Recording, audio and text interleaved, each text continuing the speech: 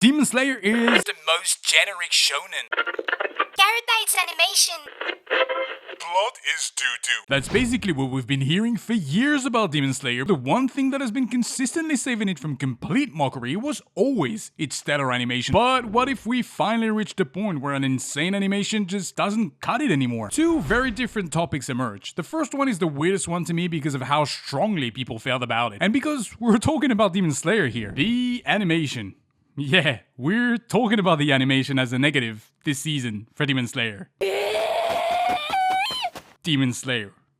The animation.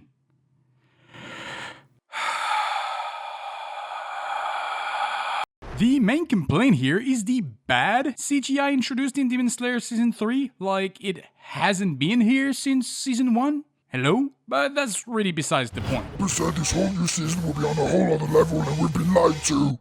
So what's up with the CGI? Well, it's not absolutely perfect, and that's apparently the core of the complaint here. Granted, sometimes it sticks out of the animation like a hair on a pair of perfectly shaved kiwis. But at what point do we decide something's ass just because 5% isn't an absolute animation masterclass? Where do we draw the line? Gyokko's fishes, the wooden dragons, and the extra camera work are the main culprit to a lot of people. But quite frankly, when you think about it, the goofiness of the fish goes hand in hand with Gyokko's ridiculous persona and behavior. There's nothing out of place here to me. The camera work during the Infinity Castle meeting, the fast running scenes in the woods, the final outdoor scenes of the seasons, etc. are all exceptional, and I cannot understand for the life of me why some people will hate on it so strongly. Zohakuten's dragons are probably the only thing you could truly point a valid finger at, and even then it's really not something that would take me out of the anime at all. Is it the utmost best we could have gotten? Probably not, but with how dynamic and complex it would have been to animate this three-headed monstrosity, I've got zero grip with the way I went on about it.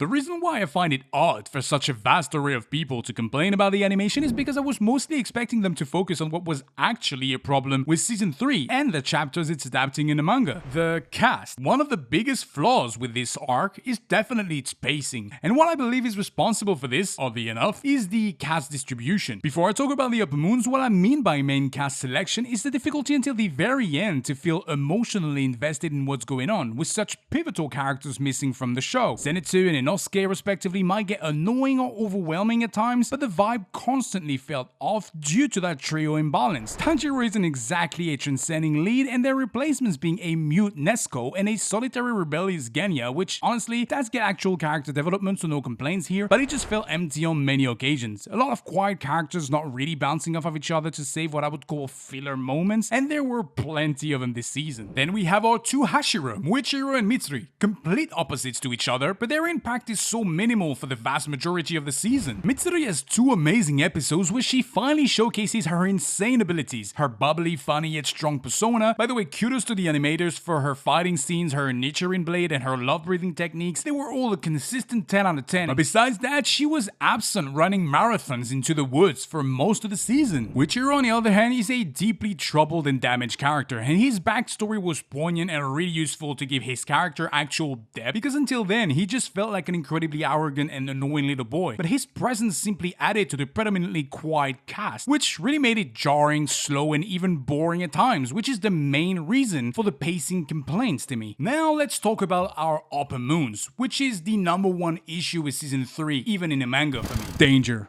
Or lack thereof. What I mean by that is this feeling of absolute danger, this overpowering, menacing presence of the upper moon demons we've seen so far. That gut-wrenching feeling of anything can happen, because these guys are truly dangerous. Akaza, Gyutaro, every time these were on screen, you knew someone could die at any given time. But this time, it just didn't feel like this. Gyokko was really tricky and vicious, but again greatly underestimated the Hashira that he had to face, and ultimately Tokito disposed of him the same way Giyu disposed of Rui, a lower moon demon, and that just feels really underwhelming for a rank 5 upper moon. Him toying around with the villagers in Aganeska was funny for a total of about 2 seconds until it got really old real quick. Then the main event of the season, hantengu, or rather its own interesting part, zohakuten. Obviously the truly twisted, multifaceted upper moon demon was overall a disappointment, despite how astonishingly broken his abilities seemed to be. The same as in the manga, the steps to finally end him felt needlessly stretched out, endless and jarring, which is obviously the point of his powers, to wear anyone out before he'd